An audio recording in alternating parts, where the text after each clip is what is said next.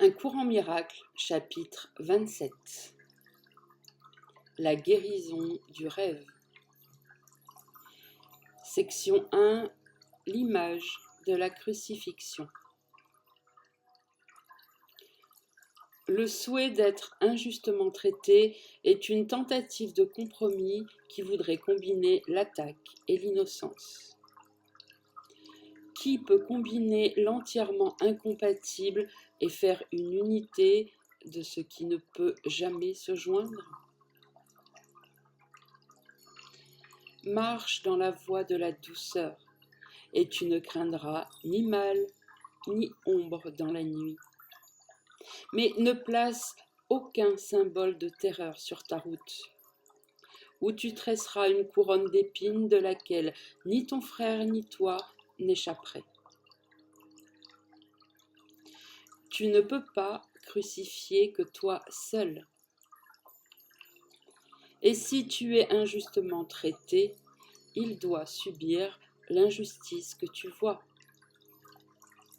Tu ne peux pas sacrifier que toi seul, car le sacrifice est total. S'il était le moindrement possible qu'il se produise, il entraînerait la création de Dieu tout entière et le Père avec le sacrifice de son Fils bien-aimé. Dans ta délivrance du sacrifice, la sienne est rendue manifeste et montrée comme étant la sienne. Mais chaque douleur que tu ressens, tu la vois comme une preuve qu'il est coupable d'attaque. Ainsi, tu voudrais faire de toi le signe qu'il a perdu son innocence et qu'il a seulement besoin de te regarder pour se rendre compte qu'il a été condamné. Et ce qui était injuste envers toi, à lui viendra de bon droit. L'injuste vengeance dont tu souffres maintenant lui appartient. Et quand elle repose sur lui, tu es libéré. Ne souhaite pas faire de toi un symbole vivant de sa culpabilité, car tu n'échapperas pas à la mort que tu as faite pour lui. Mais dans son innocence, tu trouves la tienne.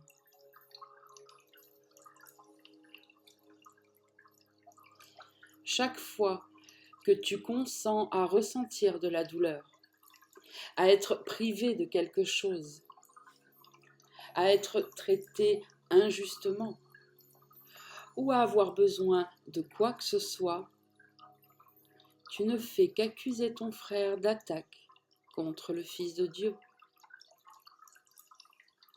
Tu tiens une image de ta crucifixion devant ses yeux, afin qu'il voie que ses péchés sont inscrits au ciel avec ton sang et ta mort, et qu'ils vont devant lui, fermant les portes et le condamnant à l'enfer.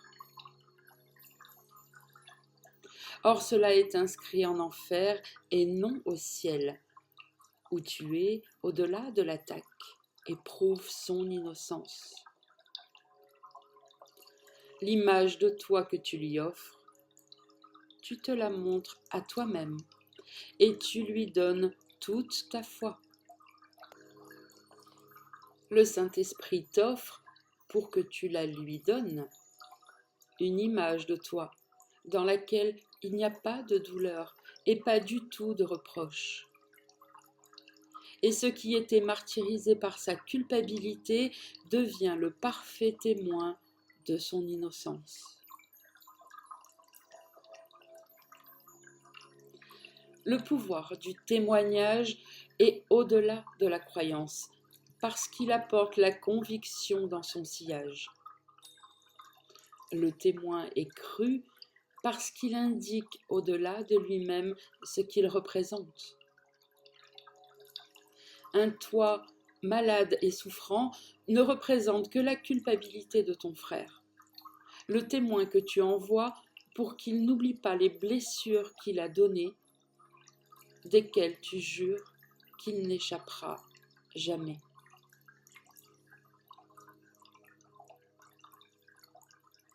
Cette image malade et pitoyable, tu l'acceptes, si seulement elle peut servir à le punir.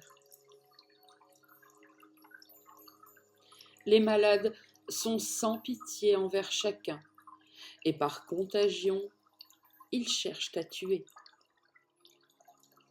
La mort semble être un prix facile s'ils peuvent dire « Regarde-moi, frère, par ta main, je meurs. » Car la maladie est le témoin de sa culpabilité et la mort prouverait que ses erreurs doivent être des péchés. La maladie n'est qu'une petite mort, une forme de vengeance pas encore totale. Or, elle parle avec certitude pour ce qu'elle représente. La morne et amère image que tu as envoyée à ton frère, c'est toi que sa vue a rempli de chagrin.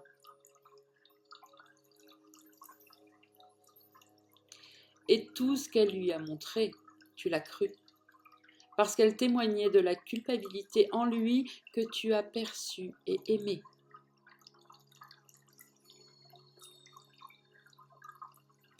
Maintenant, dans les mains rendues douces par son toucher, le Saint-Esprit dépose une image d'un toi différent.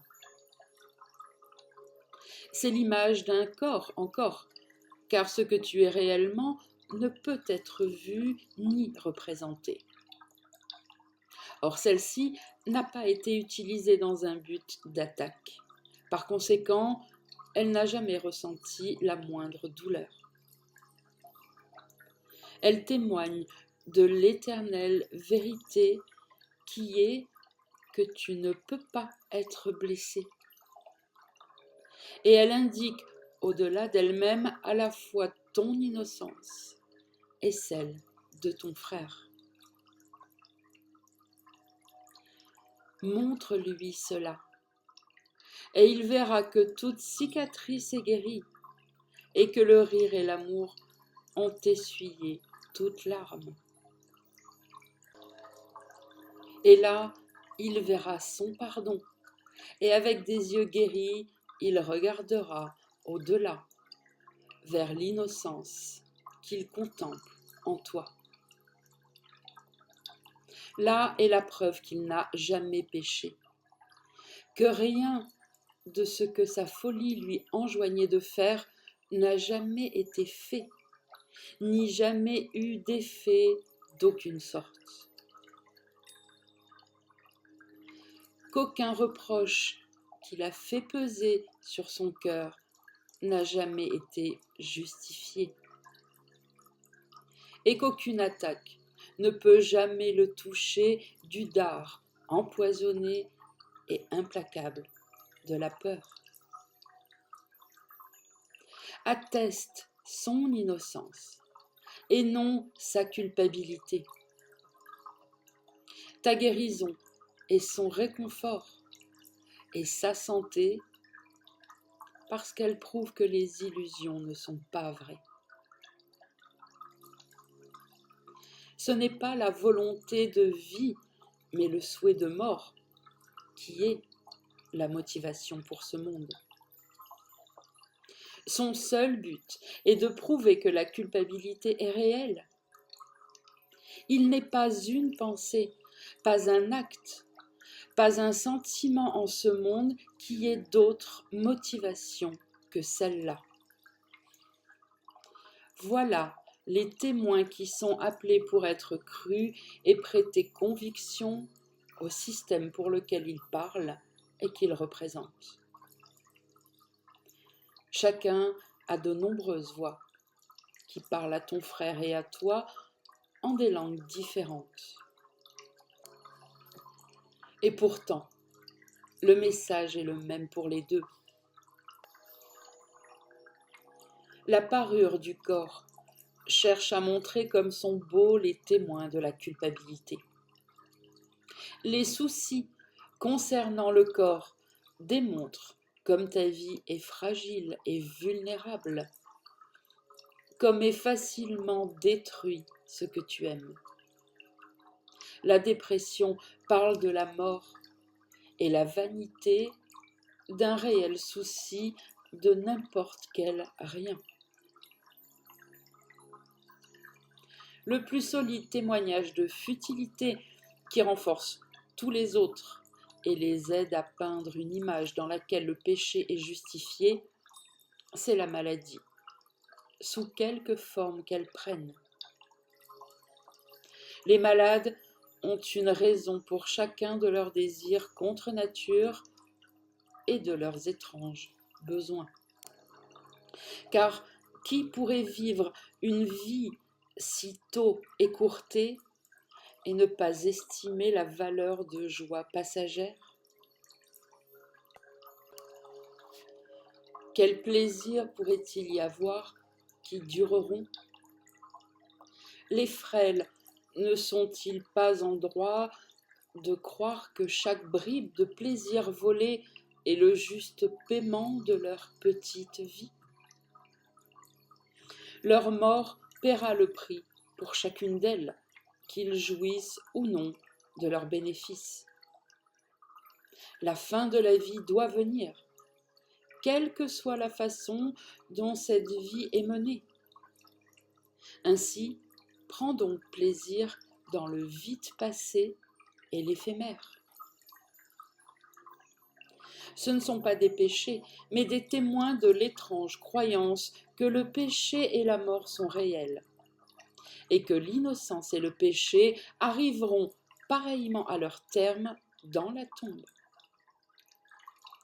Si cela était vrai, il y aurait lieu de continuer à te contenter de chercher des joies passagères et de chérir des petits plaisirs où tu le peux. Or, dans cette image, le corps n'est pas perçu comme étant neutre et sans un but qui lui soit inhérent, car il devient le symbole du reproche, le signe d'une culpabilité dont les conséquences peuvent encore être vues, de sorte que la cause ne peut jamais être niée.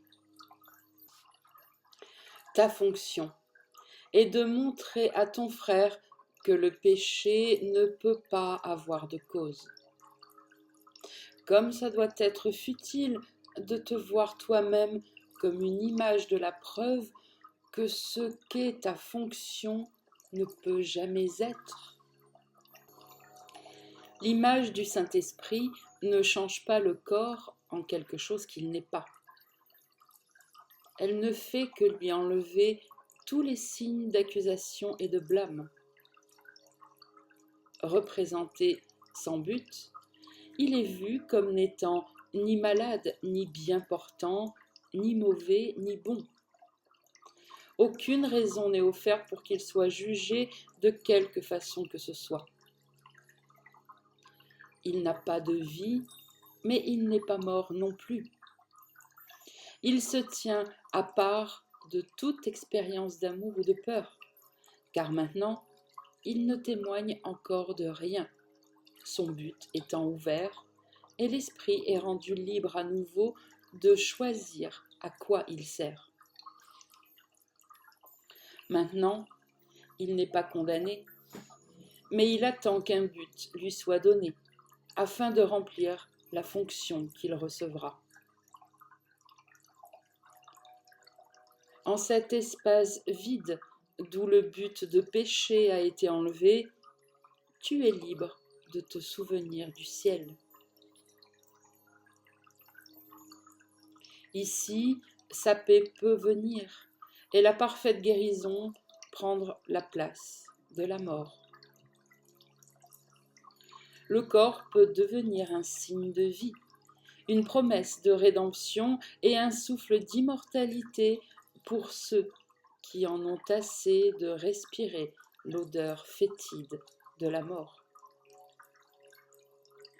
Qu'il ait la guérison pour but, alors il enverra le message qu'il a reçu et, par sa santé et sa beauté, il proclamera la vérité et la valeur qu'il représente. Qu'il reçoive le pouvoir de représenter une vie sans fin, à jamais inattaquée. Et qu'à ton frère, son message soit « Regarde-moi, frère, par ta main, je vis. »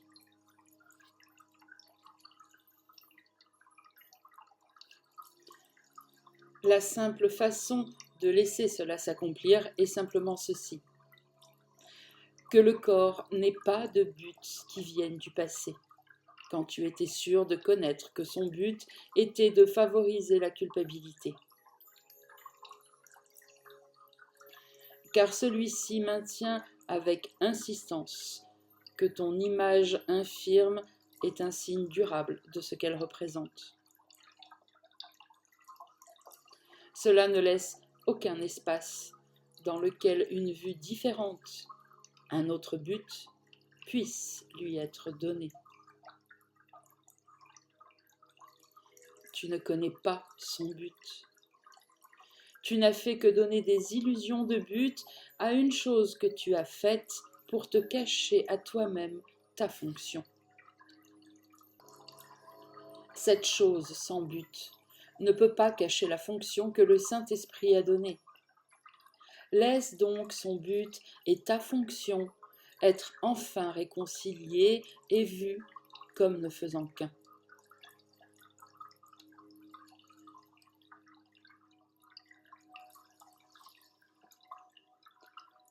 Section 2.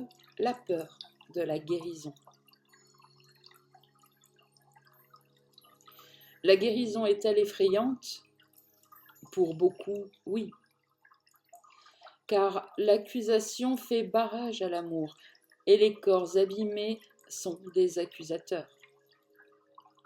Ils bloquent fermement le chemin de la confiance et de la paix, proclamant que les frêles ne peuvent avoir confiance et que les abîmés n'ont pas de motif de paix.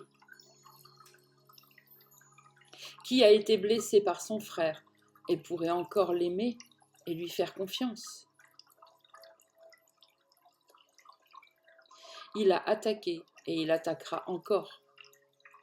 Ne le protège pas, parce que ton corps abîmé montre que tu dois être protégé de lui. Pardonner peut être un acte de charité, mais ce n'est pas son dû. Il peut être pris en pitié pour sa culpabilité, mais pas exonéré. Et si tu lui pardonnes ses offenses, tu ne fais qu'ajouter à toute la culpabilité qu'il a réellement méritée. Les non-guéris ne peuvent pardonner, car ils sont les témoins de ce que le pardon est injuste. Ils voudraient conserver les conséquences de la culpabilité sur laquelle ils passent. Or, nul ne peut pardonner un péché qu'il croit réel.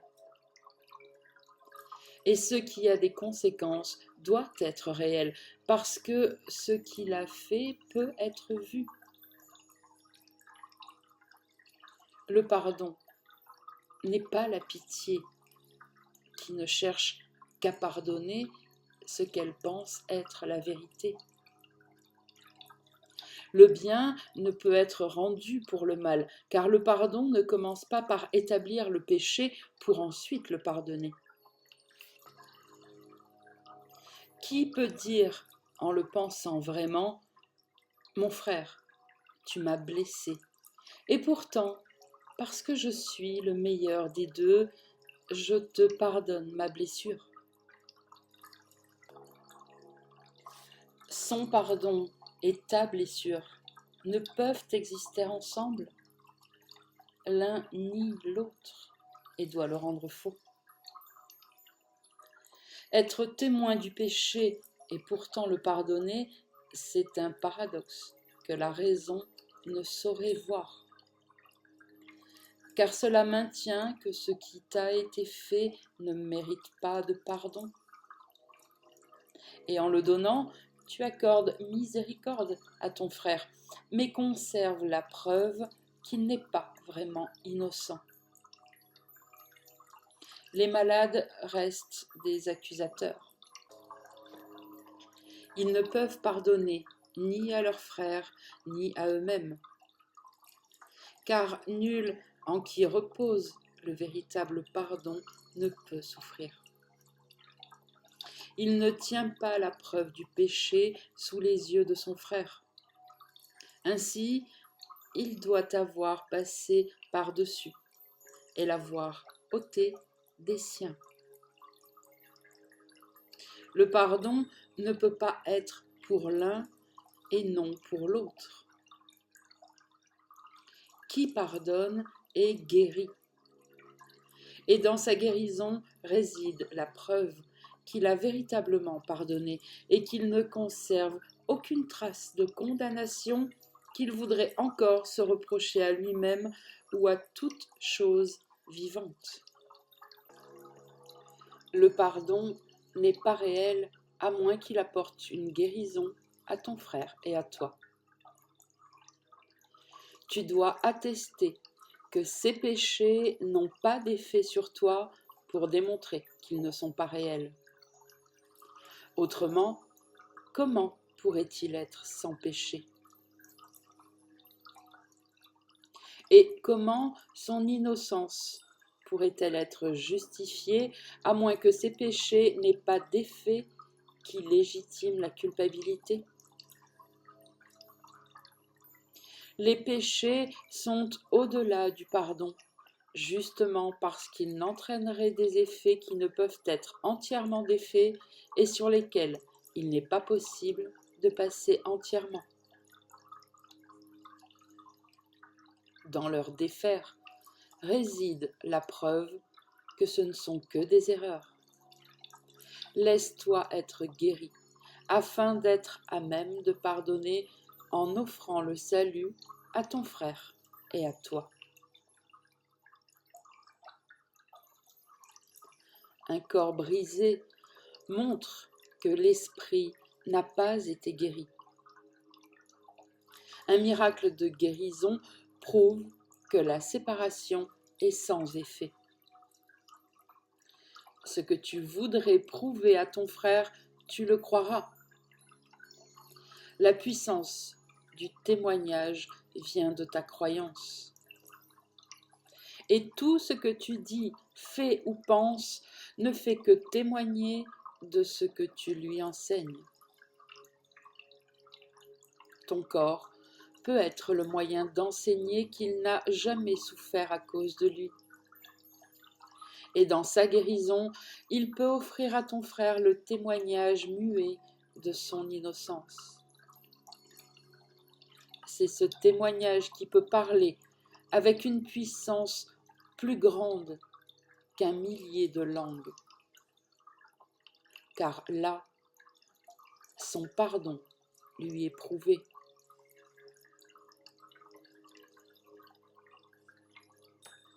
Un miracle ne peut lui offrir rien de moins qu'il ne t'a donné. Ainsi, ta guérison montre que ton esprit est guéri et qu'il a pardonné ce que ton frère n'a pas fait. Ainsi, il est convaincu que son innocence n'a jamais été perdue et il est guéri avec toi. Ainsi, le miracle défait toutes les choses dont le monde atteste qu'elles ne peuvent jamais être défaites. Et le désespoir et la mort doivent disparaître devant l'ancien clairon sonnant l'appel de la vie.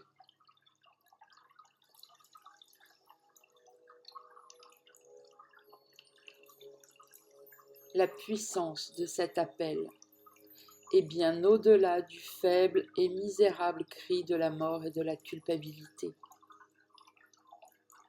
l'appel ancien du Père à son Fils et du Fils au sien, sera la dernière trompette que le monde entendra jamais.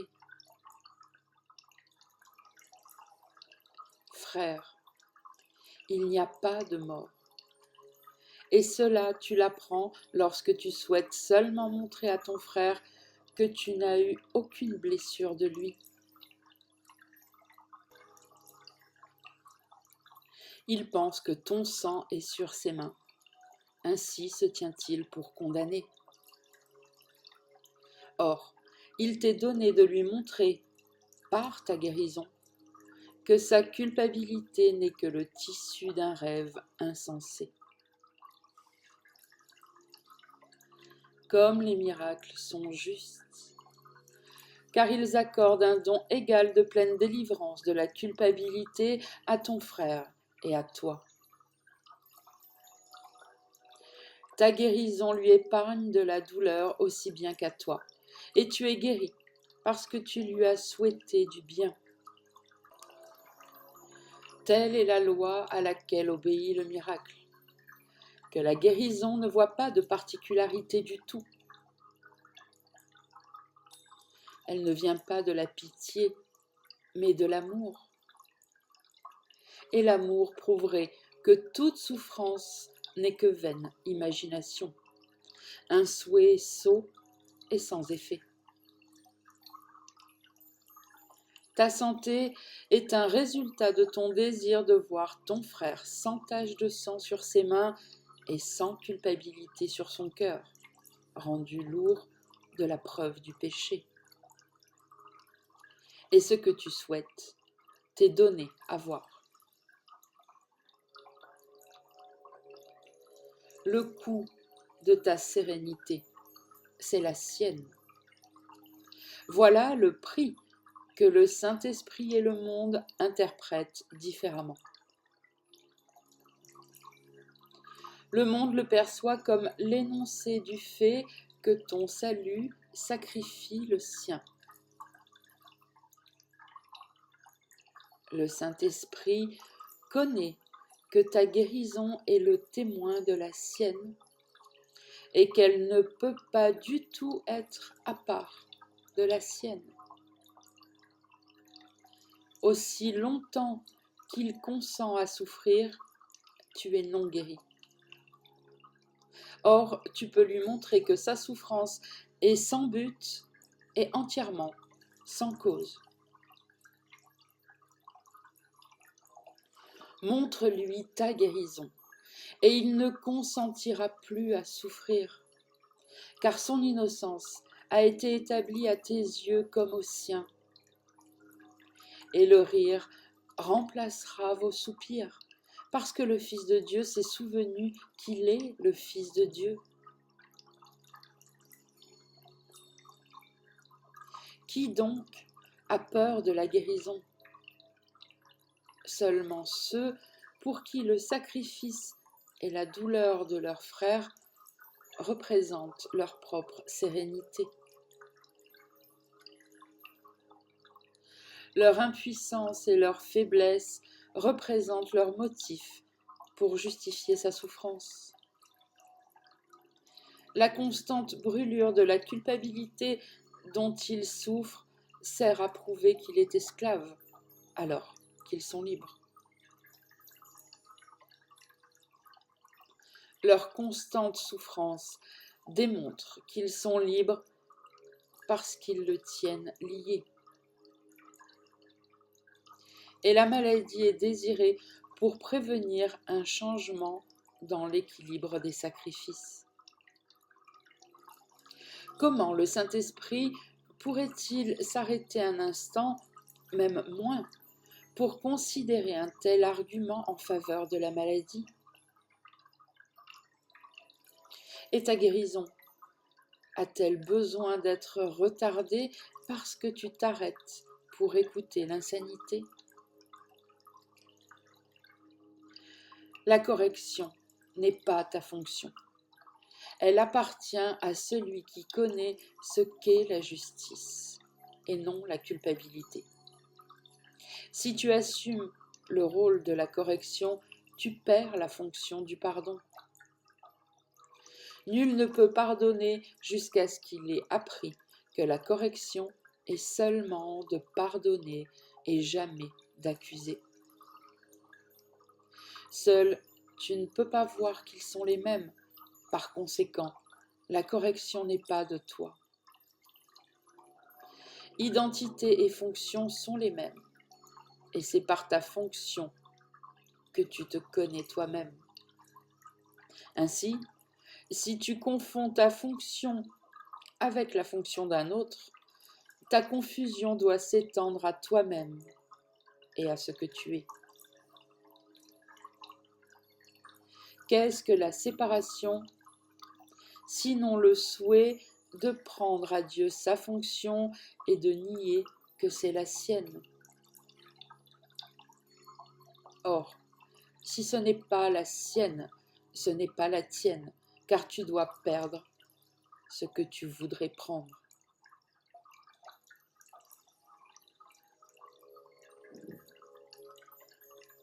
Dans un esprit divisé, l'identité doit sembler être divisée.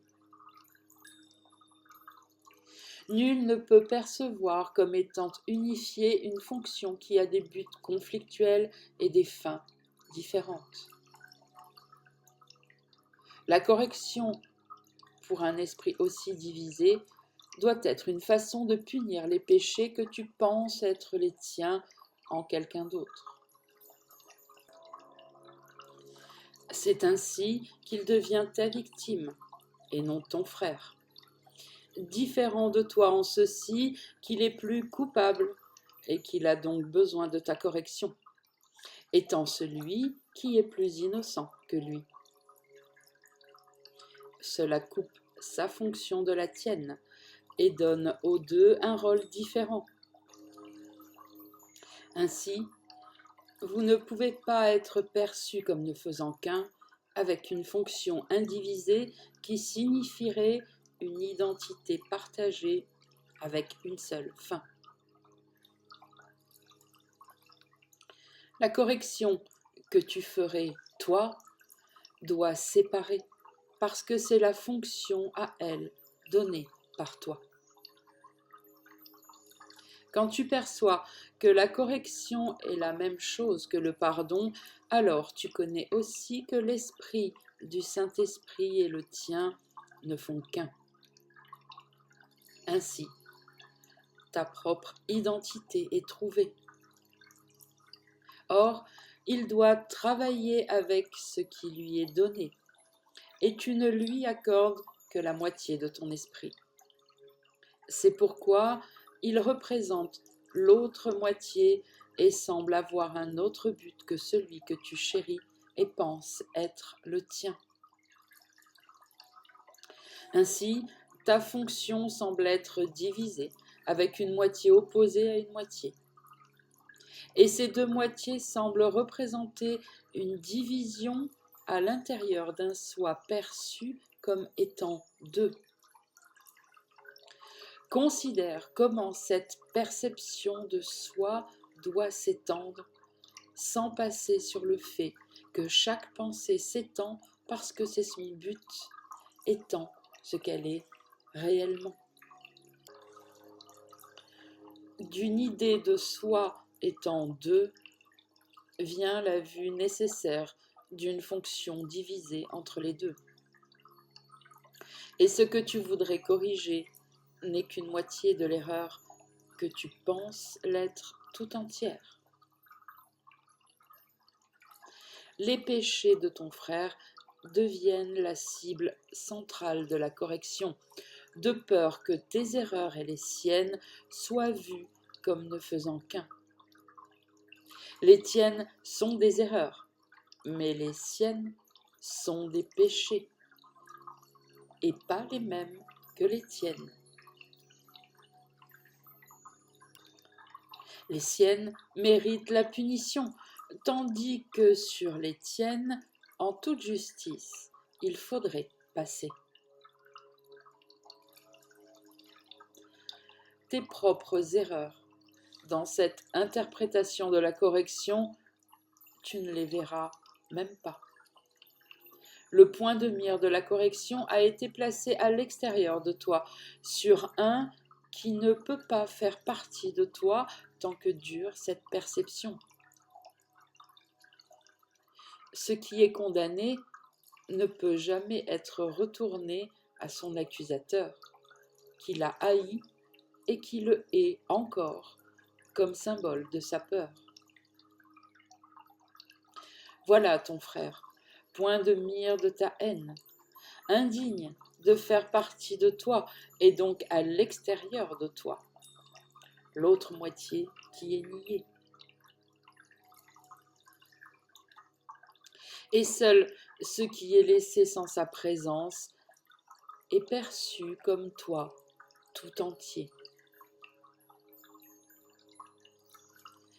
Pour cette moitié restante, le Saint-Esprit doit représenter l'autre moitié jusqu'à ce que tu reconnaisses que c'est l'autre moitié. Et cela, il le fait en vous donnant à toi et à lui une fonction qui est une et non différente.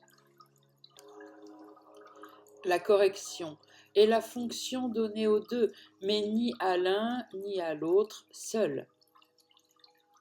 Et lorsqu'elle est remplie de façon partagée, elle doit corriger les erreurs en toi et lui. Elle ne peut pas laisser des erreurs non guéries en l'un et libérer l'autre. Cela est un but divisé qui ne peut pas être partagé. Et ce ne peut donc pas être le but dans lequel le Saint-Esprit voit le sien.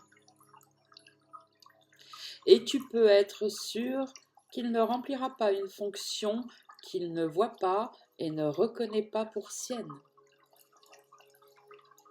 Car c'est ainsi seulement qu'il peut garder la tienne préservée intacte, malgré vos vues séparées sur ce qu'est ta fonction. S'il soutenait une fonction divisée, tu serais certes perdu.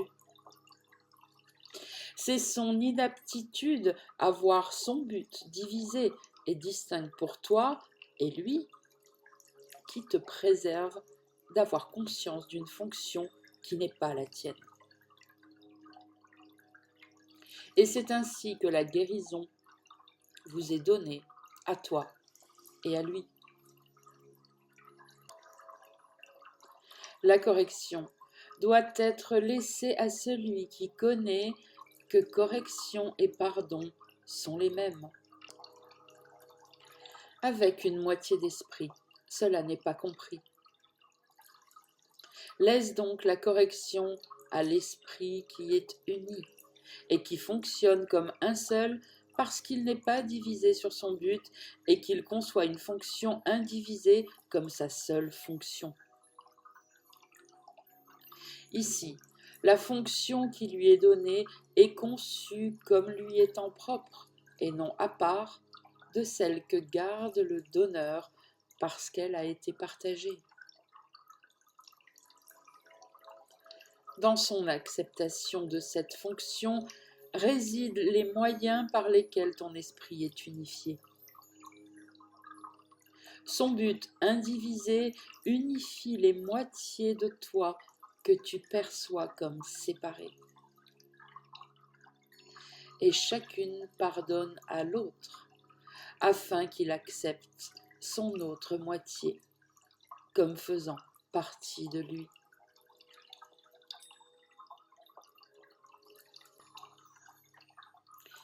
Section 3. Au-delà de tous les symboles. Le pouvoir ne peut pas s'opposer, car l'opposition l'affaiblirait, et un pouvoir affaibli est une idée contradictoire. Une force faible est insignifiante, et le pouvoir utilisé pour affaiblir est employé pour limiter. Par conséquent, il doit être limité et faible, parce que tel en est le but. le pouvoir est sans opposition pour être lui-même. Aucune faiblesse ne peut y faire intrusion sans le changer en quelque chose qu'il n'est pas. Affaiblir, c'est limiter, et c'est imposer un opposé qui contredit le concept qu'il attaque. Et par là, il joint à l'idée un quelque chose qu'elle n'est pas, et la rend inintelligible. Qui peut comprendre un double concept tel qu'un pouvoir affaibli ou un amour haineux?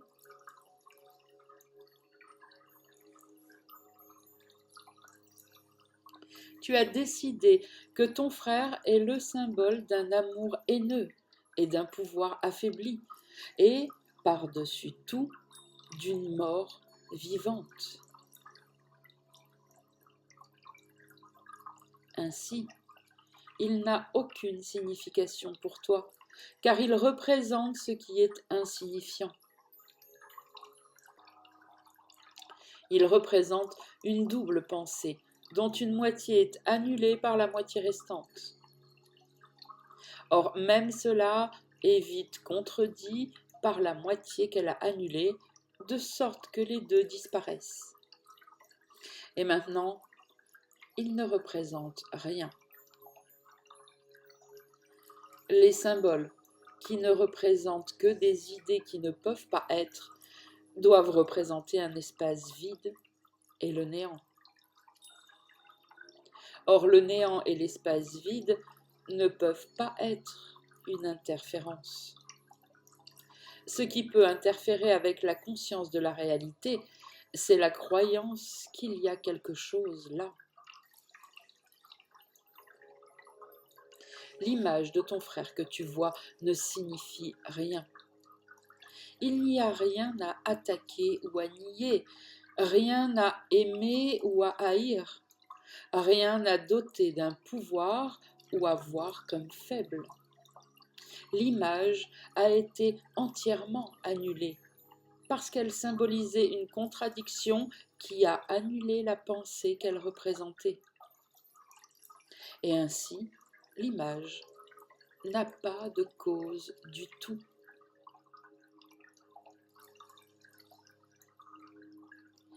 Qui peut percevoir l'effet sans cause? Et que peut être le sans cause, sinon le néant? L'image de ton frère que tu vois est entièrement absente et n'a jamais été. Laisse donc l'espace vide qu'elle occupe être reconnu pour vacant, et le temps consacré à la voir perçue comme un temps passé vainement, un temps inoccupé.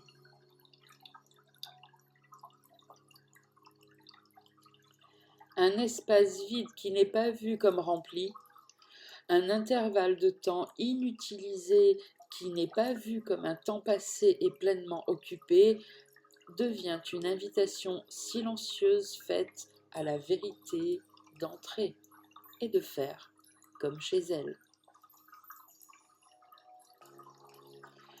Aucune préparation ne peut être faite qui rehausserait l'attrait réel de l'invitation.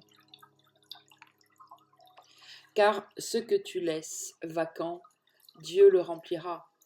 Et là où il est, là aussi, doit demeurer la vérité. Un pouvoir qui n'est pas affaibli et qui n'a pas d'opposé est ce qu'est la création. Pour cela, il n'y a pas de symbole. Rien n'indique quoi que ce soit au-delà de la vérité, car qu'est-ce qui peut représenter plus que tout? Or, le véritable défaire doit être bon. Ainsi, le premier remplacement de ton image est une autre image d'une autre sorte. De même que le néant ne peut pas être représenté, de même, il n'y a pas de symbole pour la totalité. La réalité est finalement connue sans une forme, non représentée et non vue. Le pardon n'est pas encore connu comme un pouvoir entièrement libre de limites. Or, il ne pose aucune des limites que tu as choisi d'imposer. Le pardon est le moyen par lequel la vérité est représentée temporairement. Il permet au Saint-Esprit de rendre possible l'échange d'images jusqu'au moment où les aides sont insignifiantes et l'apprentissage est fini. Aucune aide à l'apprentissage n'a une utilité qui puisse s'étendre au-delà du but d'apprentissage. Une fois que le but en est atteint, elle est sans fonction. Or, dans l'intervalle d'apprentissage, elle a une utilité que tu crains maintenant, mais pourtant aimeras. L'image de ton frère qui t'est donnée pour occuper l'espace si récemment laissé inoccupé et vacant n'aura besoin d'aucune sorte de défense, car tu auras pour elle une très grande préférence. Et tu ne tarderas pas un instant à décider que c'est la seule que tu veux. Elle ne représente pas de double concept. Bien que ce ne soit que la moitié de l'image et qu'elle soit incomplète, en elle-même, elle est pareille. L'autre moitié de ce qu'elle représente reste inconnue mais n'est pas annulée. Ainsi, Dieu a laissé libre de faire le dernier pas lui-même. Pour cela, tu n'as pas besoin d'image, ni d'aide à l'apprentissage. Et ce qui finalement prend la place de toute aide à l'apprentissage est simplement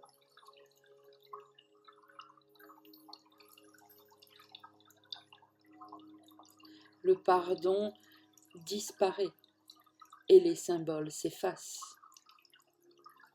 Et rien de ce que les yeux ont jamais vu ou que les oreilles ont jamais entendu ne reste à être perçu. Un pouvoir entièrement illimité est venu, non pour détruire, mais pour recevoir les siens. Il n'y a pas de choix de fonction nulle part. Le choix que tu crains de perdre, tu ne l'as jamais eu.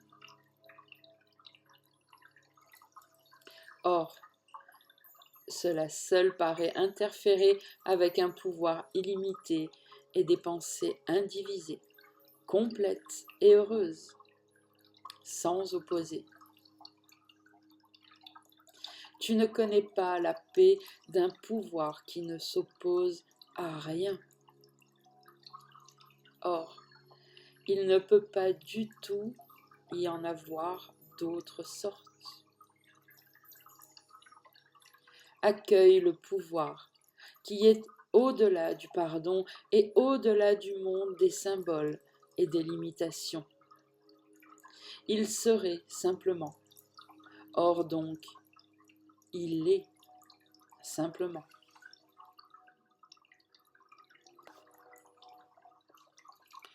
Section 4, la quiète-réponse.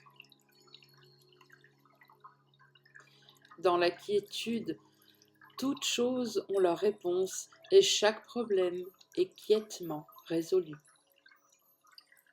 Dans le conflit, il ne peut y avoir ni réponse ni résolution, car il a pour but de faire qu'aucune résolution ne soit possible et de s'assurer qu'aucune réponse ne soit claire et nette.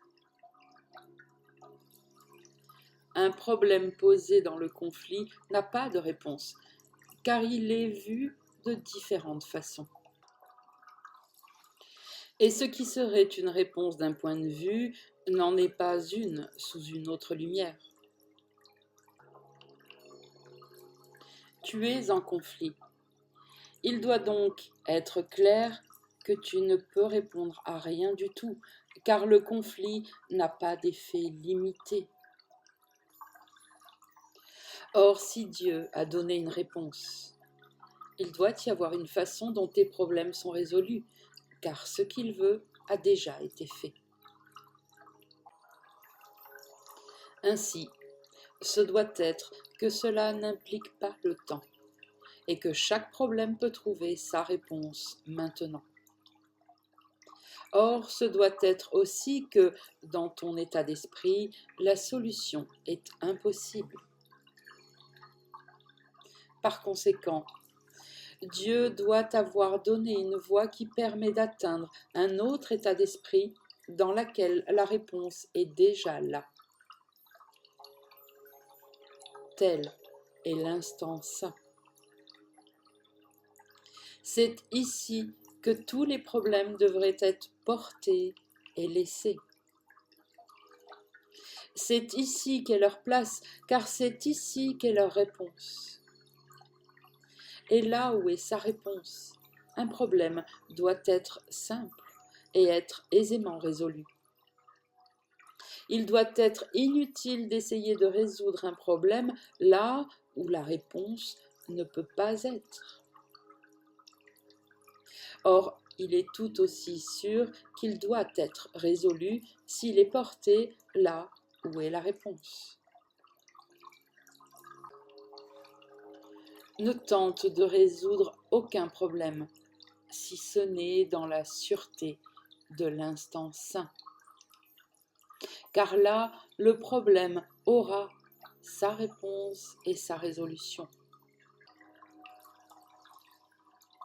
En dehors, il n'y aura pas de solution, car il n'y a pas de réponse là qui se puisse trouver.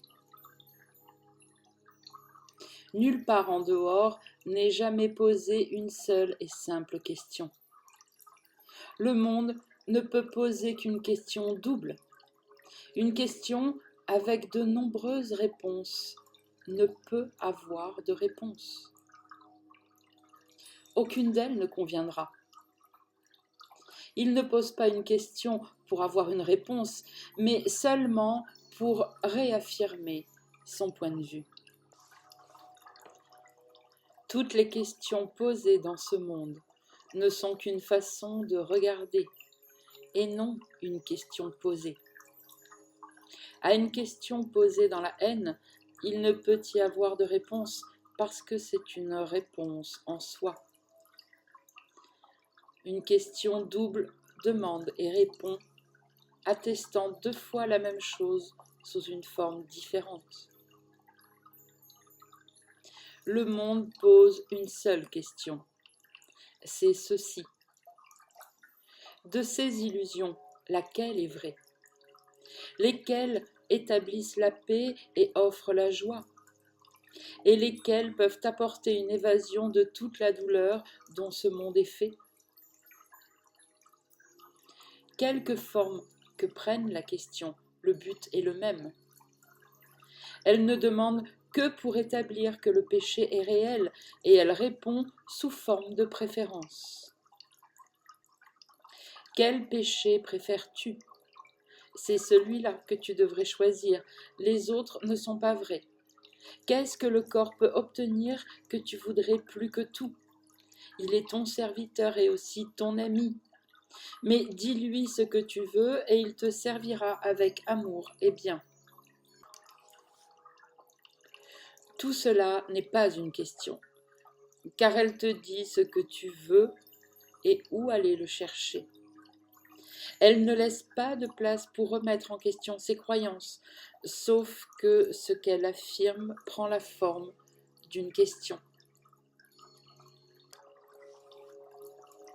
Une pseudo-question, n'a pas de réponse. Elle dicte la réponse alors même qu'elle demande. Ainsi, tout questionnement en ce monde est une forme de propagande pour lui-même. Tout comme les témoins du corps ne sont que les sens dedans de lui, ainsi les réponses aux questions du monde sont contenues dans les questions qui sont posées. Là où les réponses représentent les questions, elles n'ajoutent rien de nouveau et rien n'a été appris. Une question honnête est un outil d'apprentissage qui demande quelque chose que tu ne connais pas. Elle ne pose pas de conditions à la réponse, mais demande simplement ce que la réponse devrait être.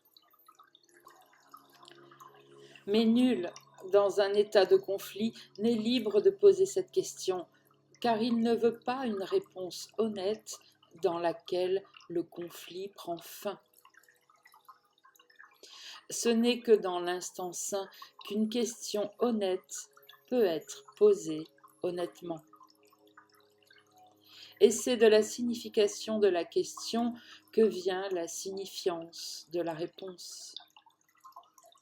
Ici, il est possible de séparer tes souhaits de la réponse pour qu'elle puisse être donnée et aussi être reçue. La réponse est fournie partout. Or, c'est seulement ici qu'elle peut être entendue. Une réponse honnête ne demande aucun sacrifice parce qu'elle répond à des questions posées véritablement. Les questions du monde demandent seulement de qui le sacrifice est exigé sans demander si le sacrifice a la moindre signification. Ainsi, à moins que la réponse ne dise de qui, elle restera non reconnue, non entendue, et la question est ainsi préservée intacte parce qu'elle s'est répondue elle-même. L'instant saint est l'intervalle dans lequel l'esprit est suffisamment calme pour entendre une réponse qui n'est pas comprise dans la question posée. Il offre quelque chose de nouveau et différent de la question. Comment pourrait-elle avoir une réponse si elle ne fait que se répéter elle-même? Par conséquent, ne tente de résoudre aucun problème dans un monde duquel la réponse a été barrée. Mais porte le problème au seul endroit qui tient la réponse pour toi avec amour. Ici sont les réponses qui résoudront tes problèmes parce qu'elles s'en tiennent à part et voient ce qui peut avoir une réponse. Quelle est la question? Dans le monde, les réponses ne font que soulever une autre question, bien qu'elles laissent la première sans réponse. Dans l'instant saint, tu peux porter la question à la réponse et recevoir la réponse qui a été faite pour toi.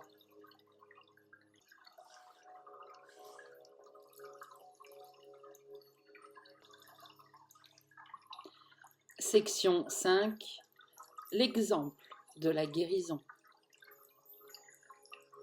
La seule façon de guérir, c'est d'être guéri.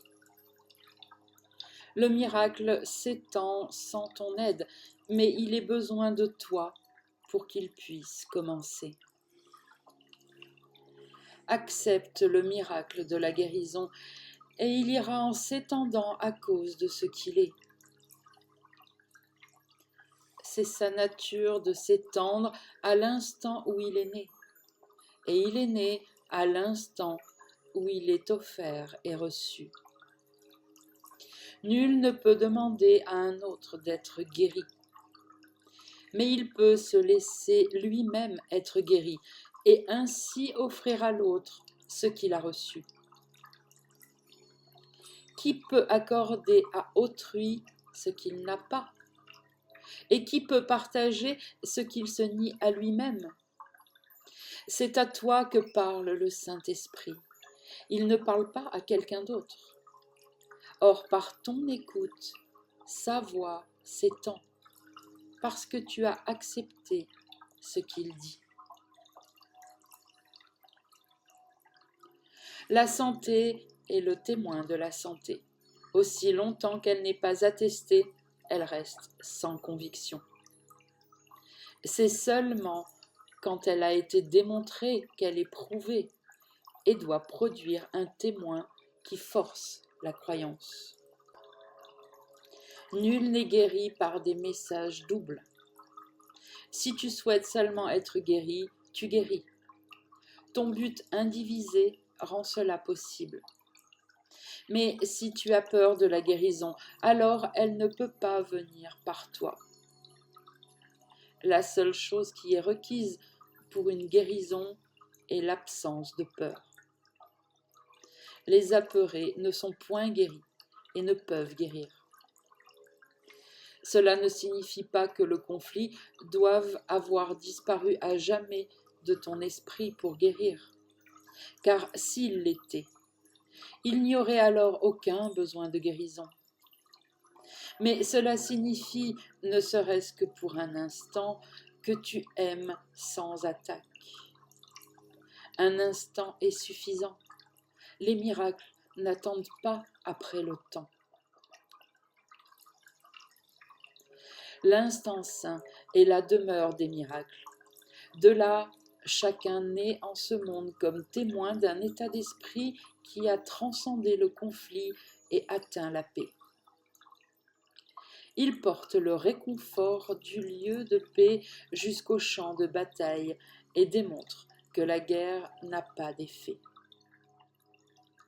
Car toutes les blessures que la guerre a cherché à porter, les corps brisés et les membres fracassés, les mourants hurlants et les morts silencieux sont doucement relevés et réconfortés.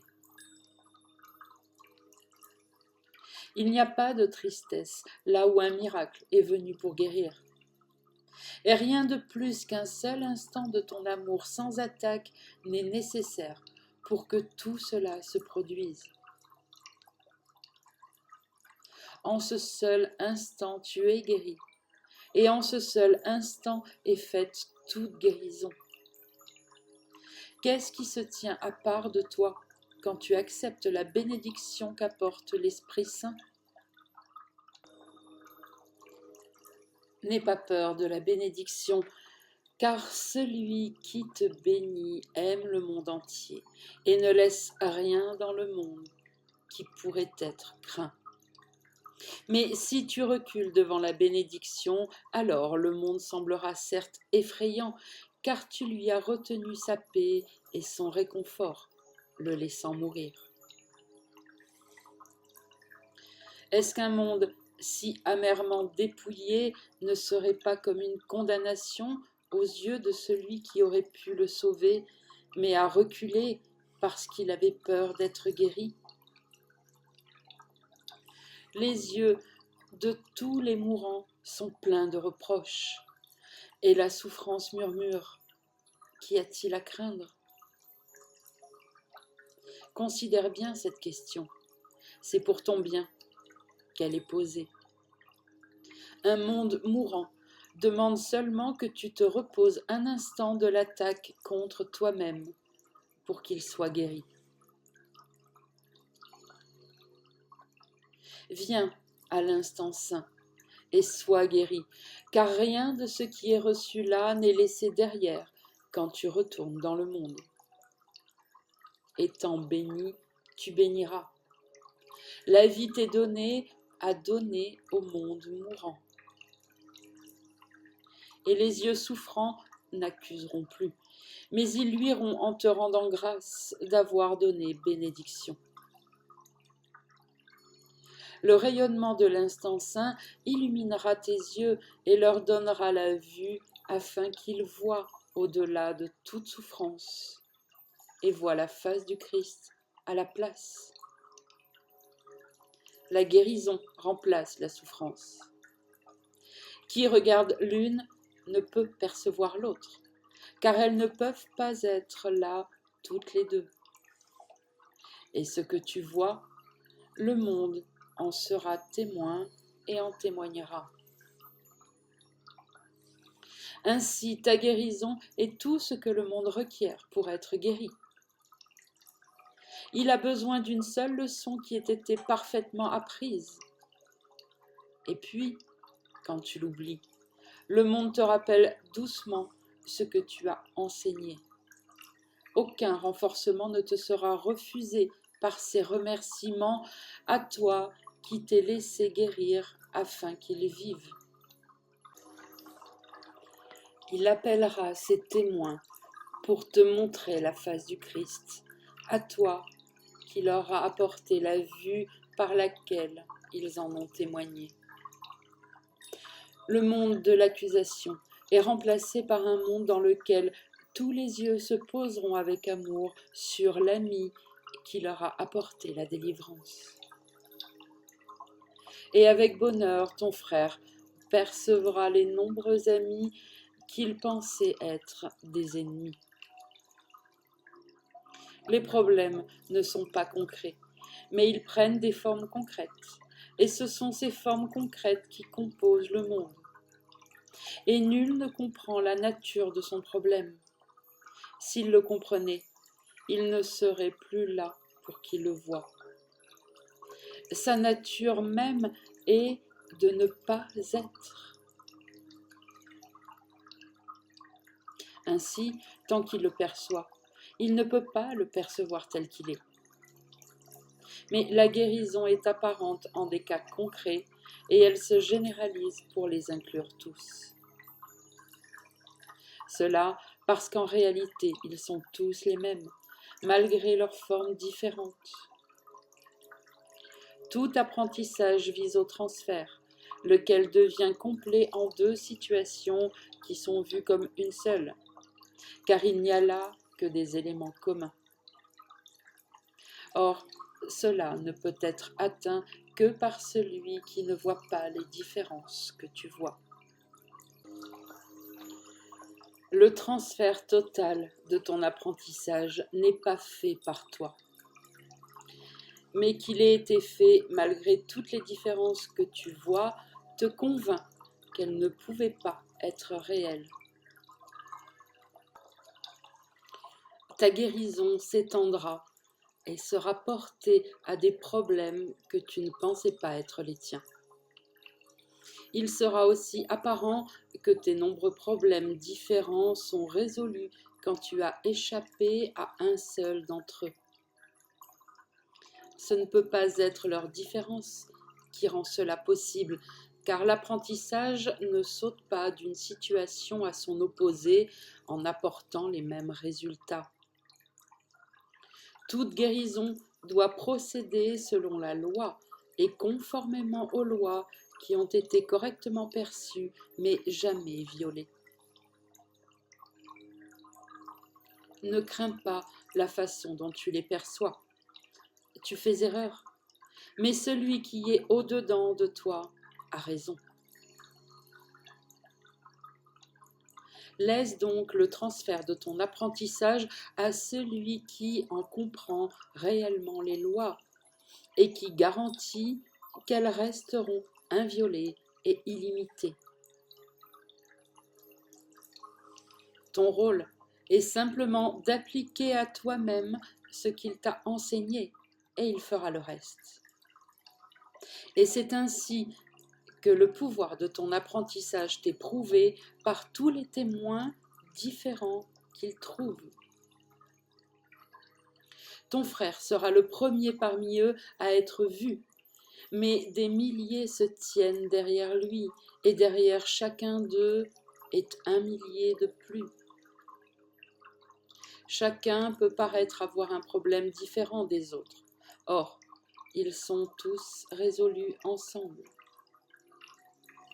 Et leurs réponses communes montrent que les questions ne pouvaient pas être séparées.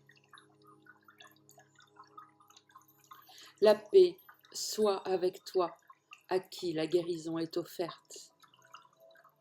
Tu apprends que la paix t'est donnée quand tu acceptes la guérison pour toi-même.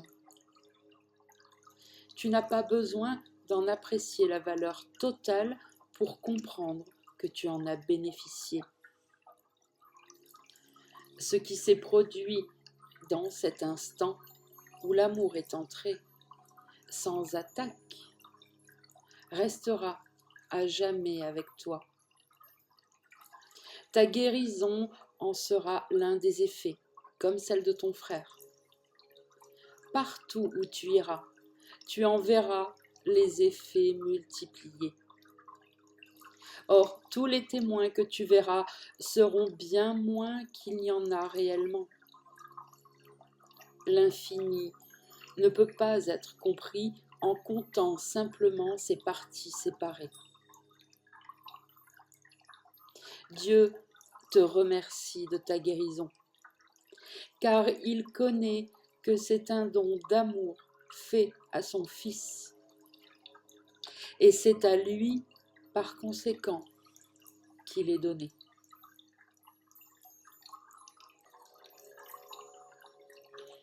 Section 6. Les témoins du péché. La douleur démontre que le corps doit être réel. C'est une voix forte qui obscurcit, dont les cris perçants voudraient faire taire ce que dit le Saint-Esprit et garder ses paroles loin de ta conscience. La douleur force l'attention, la détournant de lui et la concentrant sur elle-même. Son but est le même que le plaisir, car les deux sont des moyens de rendre le corps réel. Ceux qui partagent un but commun est le même. Telle est la loi du but, qui unit en lui tous ceux qui le partagent. Plaisir et douleur sont également irréels, parce que leur but ne peut pas être atteint. Ce sont donc des moyens pour rien, car ils ont un but sans signification. Et ils partagent le manque de signification qu'à leur but. Le péché passe de la douleur au plaisir, puis de nouveau à la douleur, car l'un et l'autre sont un même témoin qui porte ce seul message. Tu es ici, dans ce corps, et tu peux être blessé. Tu peux avoir du plaisir, mais seulement au coût de la douleur. À ces témoins se joignent de nombreux autres. Chacun semble différent parce qu'il a un nom différent et semble donc répondre à un son différent. Sauf pour cela, les témoins du péché sont tous pareils. Appelle le plaisir douleur et il blessera. Appelle la douleur un plaisir et la douleur derrière le plaisir ne sera plus ressentie. Les témoins du péché ne font que passer d'un nom à l'autre, l'un avançant tandis que l'autre recule. Or, peu importe lequel est le plus avant, les témoins du péché n'entendent que l'appel de la mort. Ce corps, qui en soi n'a pas de but, tient tous tes souvenirs et tous tes espoirs. Tu utilises ses yeux pour voir, ses oreilles pour entendre, et tu le laisses te dire ce que c'est qu'il ressent. Il ne le sait pas. Il te dit seulement les noms que tu lui as donnés à utiliser quand tu appelles les témoins de sa réalité. Tu ne peux pas choisir parmi eux lesquels sont réels, car quel que soit celui que tu choisis, il est comme les autres. C'est ce nom-ci ou ce nom-là, mais rien de plus que tu choisis. tu ne rends pas un témoin vrai parce que tu l'appelles du nom de la vérité. La vérité se trouve en lui si c'est la vérité qu'il représente. Et autrement il ment, même si tu l'appelais du saint nom de Dieu lui-même. Le témoin de Dieu ne voit pas de témoin contre le corps. Il n'écoute pas non plus les témoins portant d'autres noms qui parlent en d'autres façons de sa réalité. Il connaît qu'il n'est pas réel, car rien ne saurait contenir ce que tu crois qu'il tient en dedans. Pas plus qu'il ne saurait dire à une partie de Dieu lui-même ce qu'elle devrait ressentir et ce qu'est sa fonction. Or, il doit aimer tout ce qui t'est cher. Et pour chaque témoin de la mort du corps, il envoie un témoin de ta vie en celui qui ne connaît pas la mort. Chaque miracle qu'il apporte est témoin que le corps n'est pas réel. Ses douleurs et ses plaisirs, il les guérit pareillement, car tous les témoins du péché par les siens sont remplacés. Le miracle ne fait pas de distinction entre les noms par lesquels les témoins du péché sont appelés. Il prouve simplement que ce qu'il représente n'a pas d'effet. Et il prouve cela parce que ses propres effets sont venus prendre leur place. Peu importe le nom par lequel tu appelais ta souffrance, elle n'est plus là. Celui qui apporte le miracle les perçoit toutes comme une seule, appelée du nom de peur. De même que la peur est témoin de la mort, de même le miracle est le témoin de la vie. C'est un témoin que personne ne peut nier, car ce sont les effets de la vie qu'il apporte. Les mourants revivent, les morts se relèvent et la douleur a disparu.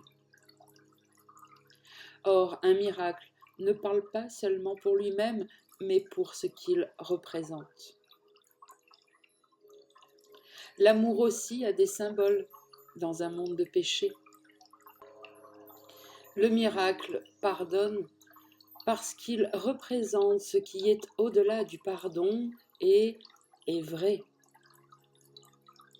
Comme il est sot et insane de penser qu'un miracle est soumis aux lois, qu'il est venu uniquement pour défaire.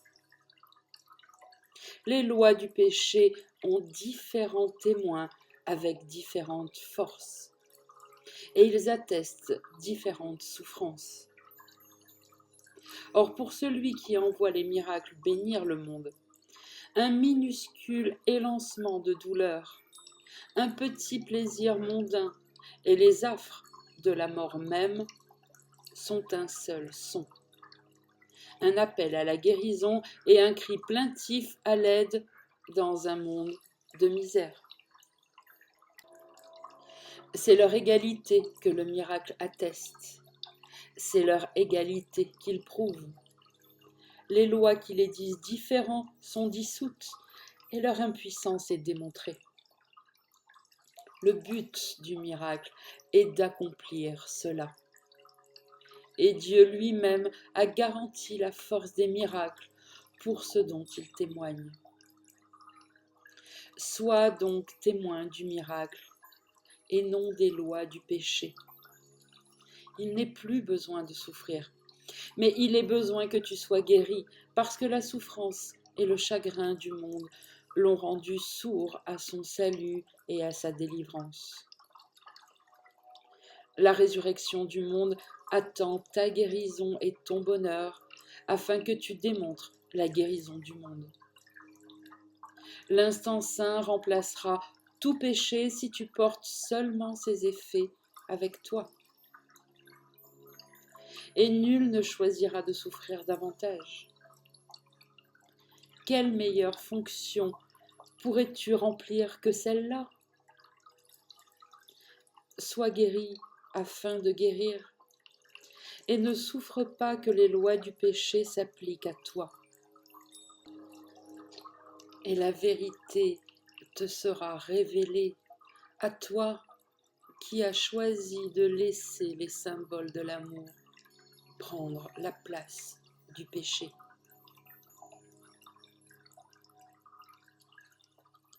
Section 7. Le rêveur du rêve. La souffrance est un accent sur tout ce que le monde a fait pour te blesser. Ici est clairement montrée la version démente que donne le monde du salut. Comme dans un rêve de punition, où le rêveur est inconscient de ce qui a provoqué l'attaque contre lui, il se voit lui-même injustement attaqué par quelque chose qui n'est pas lui. Il est la victime de ce quelque chose d'autre, une chose extérieure à lui et dont il n'y a pas de raison pour qu'il soit tenu responsable. Il doit être innocent parce qu'il ne sait pas ce qu'il fait, mais ce qui lui est fait. Or, sa propre attaque contre lui-même est encore apparente, car c'est lui qui ressent la souffrance. Et il ne peut s'échapper parce qu'il en voit la source à l'extérieur de lui-même. Maintenant, il t'est montré que tu peux t'échapper. Tout ce dont il est besoin, c'est que tu regardes le problème tel qu'il est, et non de la façon dont tu l'as monté. Comment pourrait-il y avoir une autre façon de résoudre un problème qui est très simple, mais qui a été obscurci par de lourds nuages de complications, lesquels ont été faits pour garder le problème irrésolu? Sans les nuages, le problème émergera dans toute sa primitive simplicité. Le choix ne sera pas difficile, parce que le problème est absurde quand il est vu clairement. Nul n'a la moindre difficulté à se décider à laisser un simple problème être résolu s'il voit qu'il le blesse et qu'il est aussi très facile à enlever. Le raisonnement par lequel le monde est fait, sur lequel il repose, par lequel il est maintenu, est simplement ceci. Tu es la cause de ce que je fais. Ta présence justifie ma colère, et tu existes et penses à part de moi. Tant que tu attaques, je dois être innocent, et ce dont je souffre, c'est ton attaque. Nul qui regarde ce raisonnement exactement tel qu'il est ne pourrait manquer de voir qu'il n'est pas suivi et n'a aucun sens. Or, il paraît sensé, parce qu'il semble que le monde te blesse. Il semble donc qu'il n'ait point besoin d'aller au-delà de l'évidence en fait de cause. Il en est certes besoin. L'évasion du monde hors de la condamnation est un besoin que ceux qui sont dans le monde ont en commun.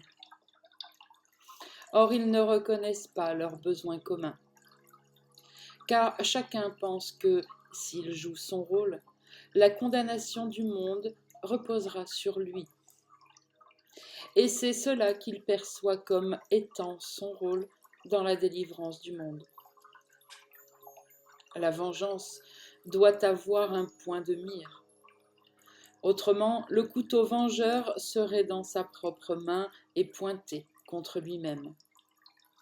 Il doit le voir dans la main d'un autre s'il veut être victime d'une attaque qu'il n'a pas choisie.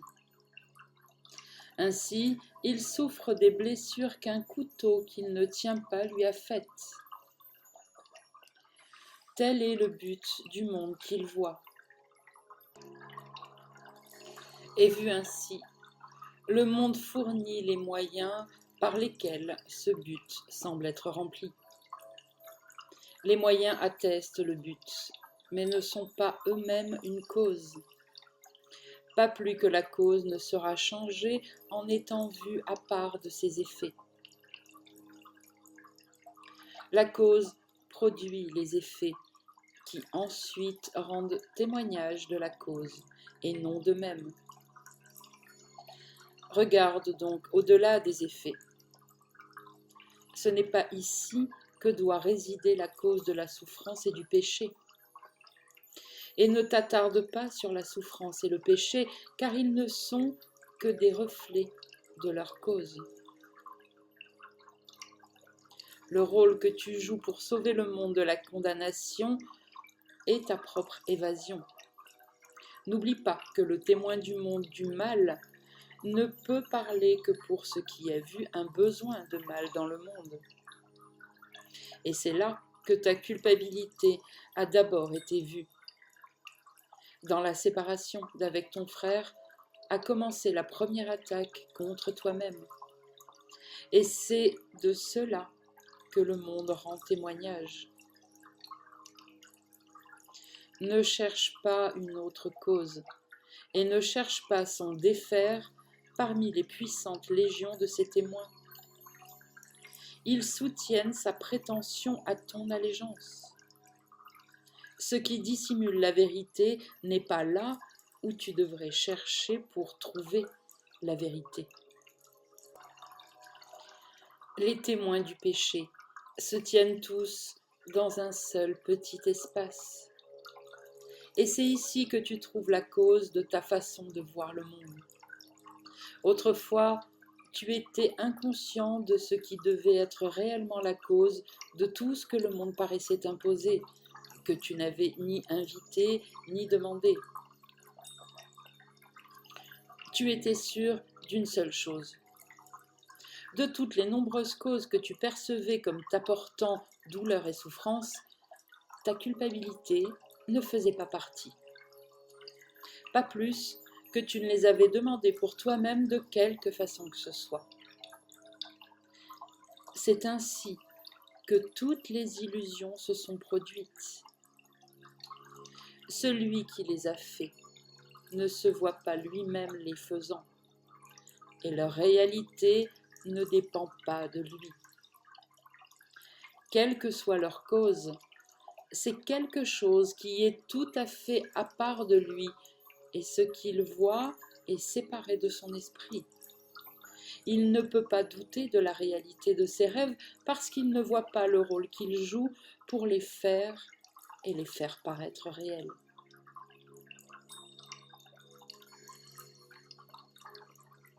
Nul ne peut se réveiller d'un rêve que le monde rêve pour lui. Il devient une partie du rêve de quelqu'un d'autre. Il ne peut pas choisir de s'éveiller d'un rêve qu'il n'a pas fait. Il reste impuissant, victime d'un rêve conçu et chéri par un esprit séparé. De lui, en effet, cet esprit doit bien peu se soucier, aussi indifférent à sa paix et à son bonheur que le temps qu'il fait ou l'heure du jour. Il ne l'aime pas, mais il lui donne, comme il veut, n'importe quel rôle qui satisfasse son rêve. Sa valeur est si petite qu'il n'est qu'une ombre qui danse et saute en l'air, au gré d'une intrigue insensée conçue à l'intérieur du vain rêve du monde. Voilà la seule image que tu puisses voir, la seule alternative que tu puisses choisir, l'autre possibilité de cause si tu n'es pas le rêveur de tes rêves. Et c'est cela que tu choisis si tu nies que la cause de la souffrance est dans ton esprit. Réjouis-toi en effet qu'elle le soit, car tu es ainsi le seul décideur de ton destin dans le temps. C'est à toi de faire le choix entre une mort endormie avec les rêves du mal et un heureux réveil avec la joie de la vie. Entre quoi pourrais-tu choisir si ce n'est la vie et la mort, l'éveil et le sommeil, la paix et la guerre, tes rêves et ta réalité? Il y a un risque de penser que la mort est la paix parce que le monde assimile le corps au soi que Dieu a créé. Or, une chose ne peut jamais être son opposé. Et la mort est l'opposé de la paix, parce que c'est l'opposé de la vie. Et la vie est la paix. Réveille-toi et oublie toute pensée de mort, et tu découvriras que tu as la paix de Dieu. Or, s'il t'est réellement donné de choisir, alors tu dois voir les causes des choses entre lesquelles tu choisis exactement telles qu'elles sont et où elles sont. Quels choix peuvent être faits entre deux états, dont un seulement est clairement reconnu? Qui pourrait être libre de choisir entre des effets quand un seul est vu comme lui appartenant? Un choix honnête ne pourrait jamais être perçu comme un choix divisé entre un toi minuscule et un monde énorme, avec des rêves différents au sujet de la vérité en toi. Le fossé entre la réalité et les rêves ne réside pas entre le rêve du monde et ce que tu rêves en secret. Ils ne font qu'un. Le rêve du monde n'est qu'une partie de ton propre rêve dont tu t'es départi et que tu as vu comme si c'était à la fois son début et sa fin. Or, c'est ton rêve secret qui l'a fait débuter, ce que tu ne perçois pas, bien qu'il ait causé la partie que tu vois et dont tu ne doutes pas qu'elle est réelle. Comment pourrais-tu en douter tant que tu es endormi et rêves en secret que sa cause est réelle? Un frère séparé de toi, un ancien ennemi, un meurtrier qui te traque dans la nuit et conspire ta mort, tout en planifiant qu'elle soit longue et lente. C'est de cela que tu rêves. Or, sous ce rêve, il en est encore un autre, dans lequel tu deviens le meurtrier, l'ennemi secret, le pilleur et le destructeur de ton frère et du monde pareillement. Là est la cause de la souffrance, l'espace entre tes petits rêves et ta réalité, le petit fossé que tu ne vois même pas, le lieu de naissance des illusions et de la peur, le temps de la terreur et de la haine ancienne, l'instant du désastre. Ils sont tous là. Là est la cause de l'irréalité, et c'est là qu'elle sera défaite. Tu es le rêveur du monde des rêves. Il n'y a pas d'autre cause et il n'y en aura jamais.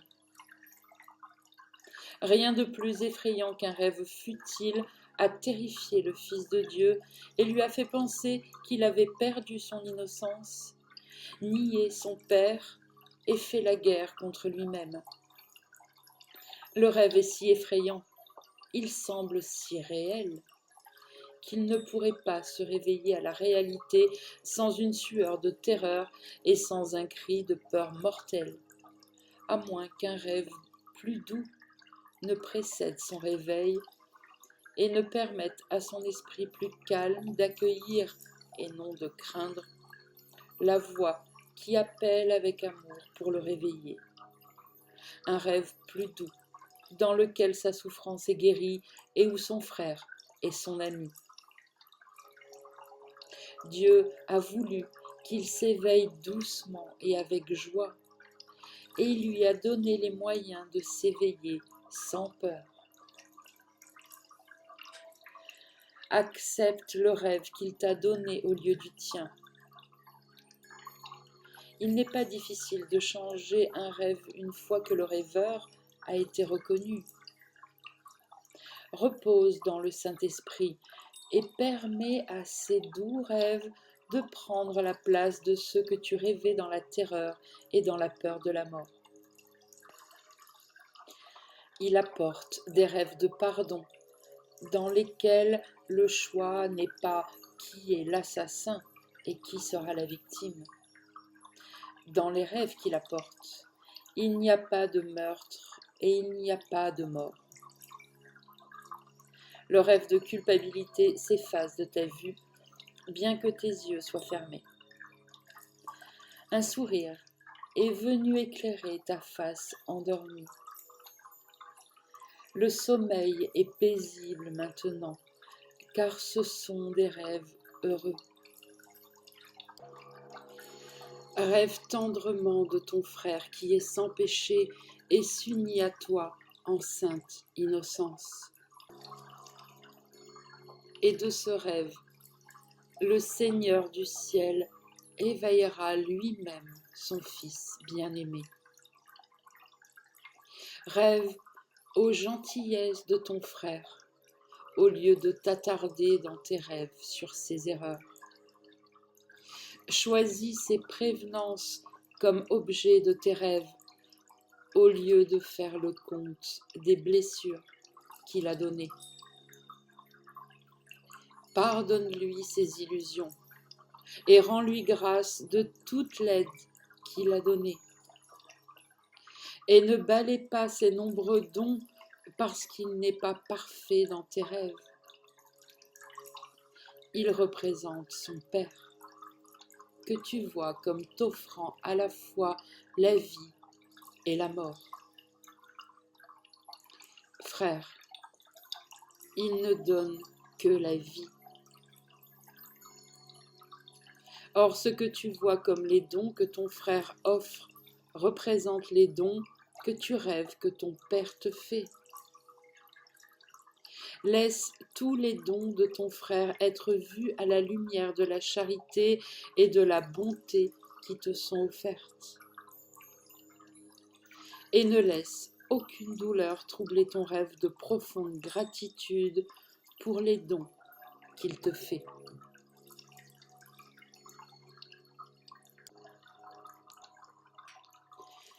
Section 8. Le héros du rêve. Le corps est la figure centrale dans le rêve du monde. Il n'y a pas de rêve sans lui, pas plus qu'il n'existe sans le rêve dans lequel il agit, comme s'il était une personne qui peut être vue et crue.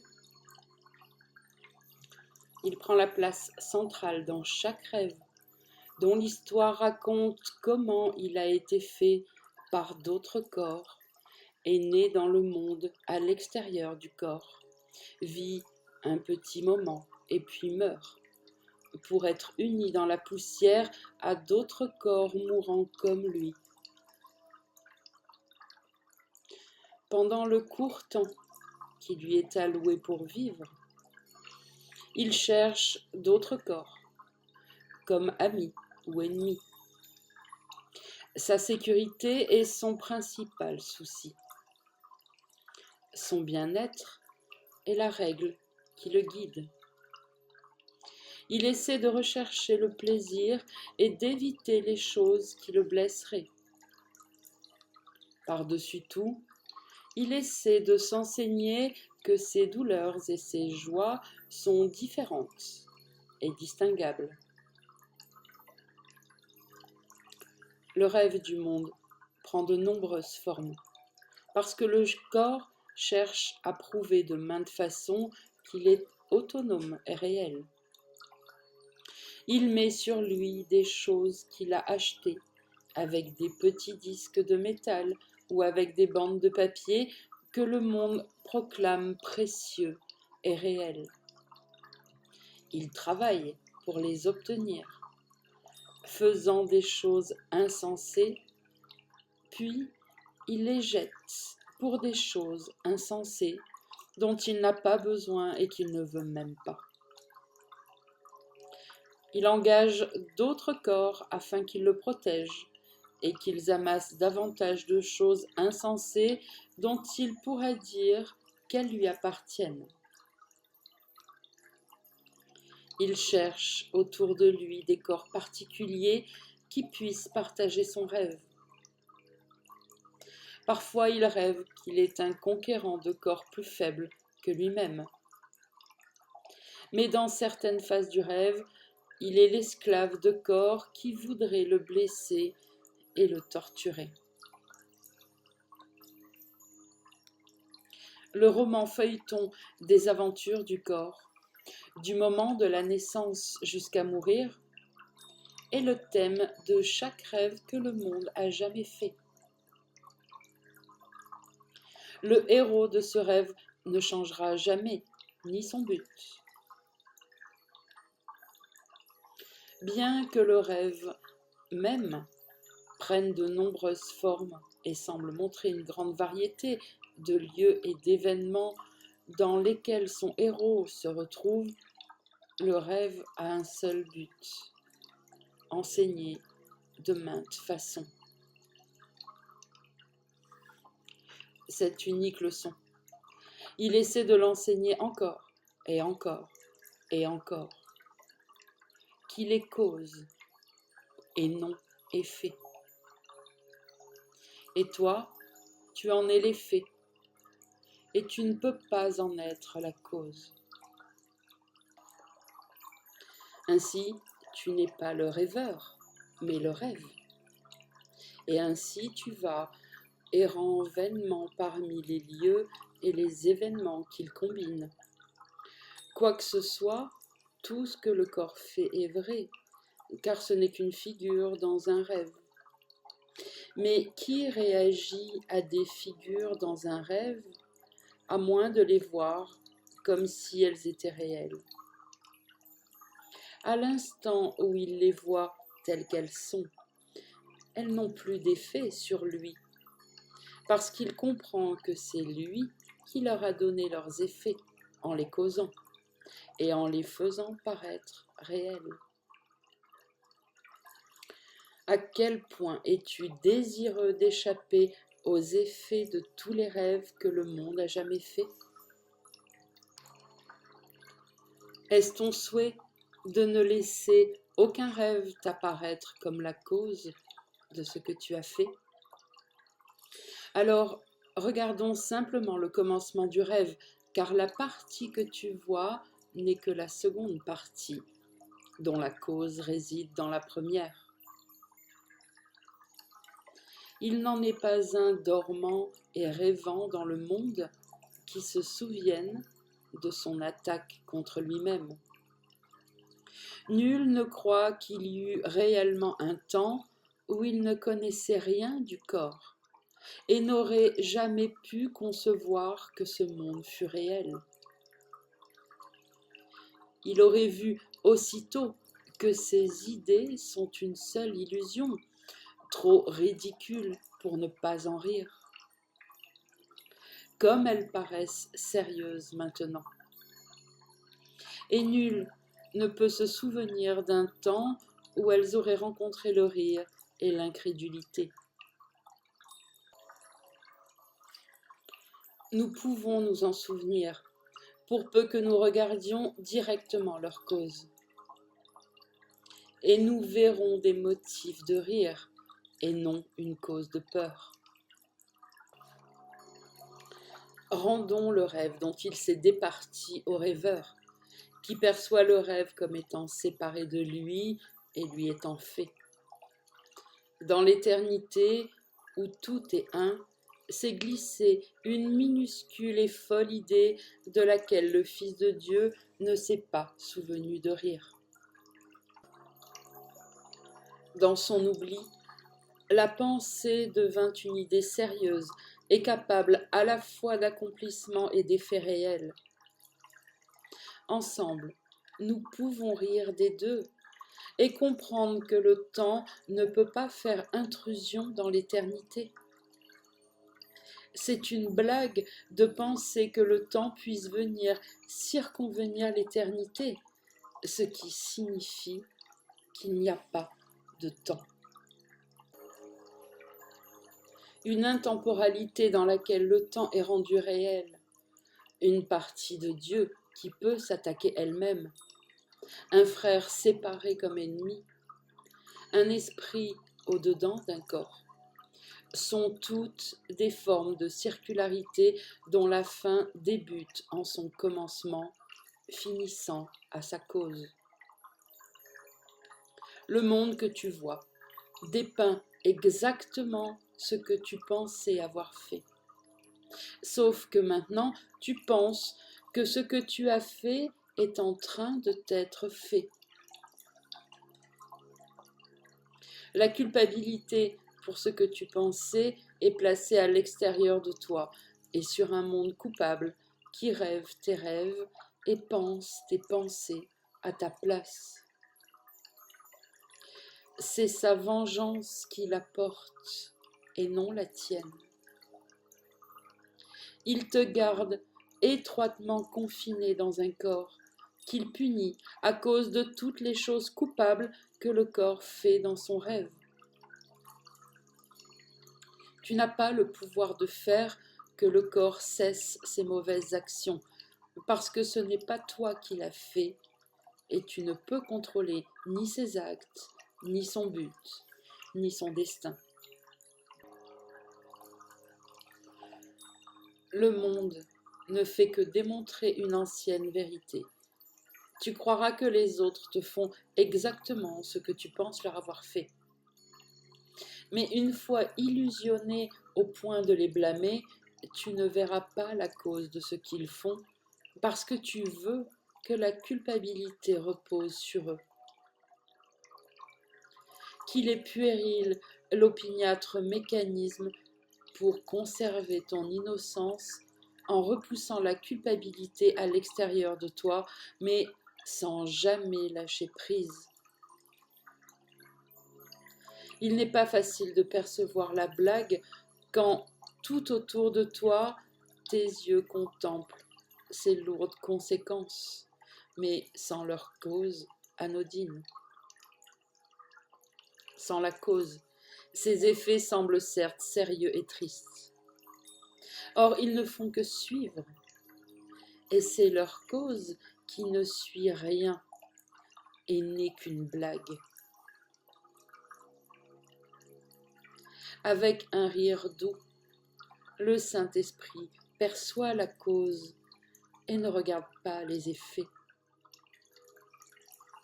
Comment pourrait-il corriger ton erreur autrement, toi qui as passé entièrement sur la cause? Il t'enjoint de lui porter chaque terrible effet afin qu'ensemble, vous regardiez sa sotte cause et que tu en ris avec lui un moment. Tu juges les effets, mais il a jugé leur cause, et par son jugement, les effets sont enlevés. Peut-être viens-tu en pleurs, mais entends-le dire.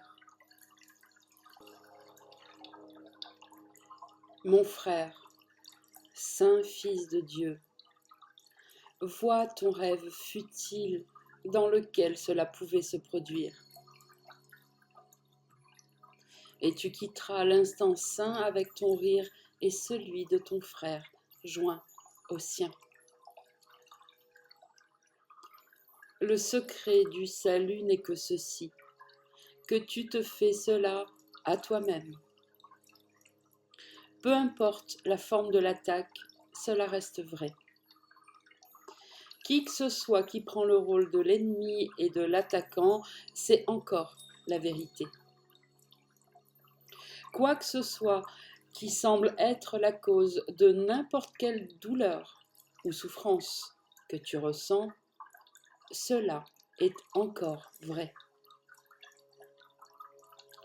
Car tu ne réagirais pas du tout aux figures dans un rêve si tu savais que tu rêvais.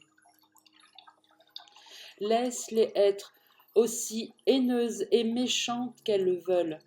Elles ne pourraient pas avoir d'effet sur toi à moins que tu ne manques de reconnaître que c'est ton rêve. Cette unique leçon apprise te libérera de la souffrance, quelque forme qu'elle prenne. Le Saint-Esprit répétera cette seule leçon de délivrance qui inclut tout jusqu'à ce qu'elle ait été apprise, peu importe la forme de souffrance que tu ressens. Quelle que soit la blessure que tu lui portes, il répondra par cette vérité très simple. Car cette seule réponse enlève la cause de toute forme de chagrin et de douleur. La forme n'affecte pas du tout sa réponse, car il voudrait seulement t'enseigner l'unique cause qu'elles ont toutes, peu importe leur forme. Et tu comprendras que les miracles reflètent ce simple énoncé. J'ai fait cette chose, et c'est cela que je voudrais défaire.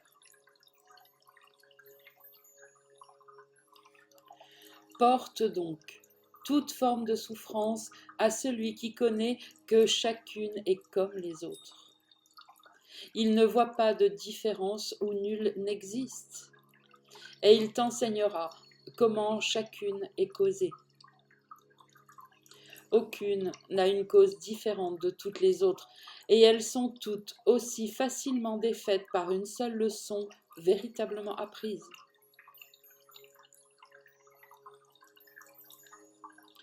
Le salut est un secret que tu n'as caché qu'à toi-même. L'univers le proclame. Or, à ces témoins, tu ne prêtes aucune attention, car ils attestent la chose que tu ne veux pas connaître. Ils semblent t'en faire un secret. Or, tu as seulement besoin d'apprendre que tu n'as choisi que de ne pas écouter et de ne pas voir.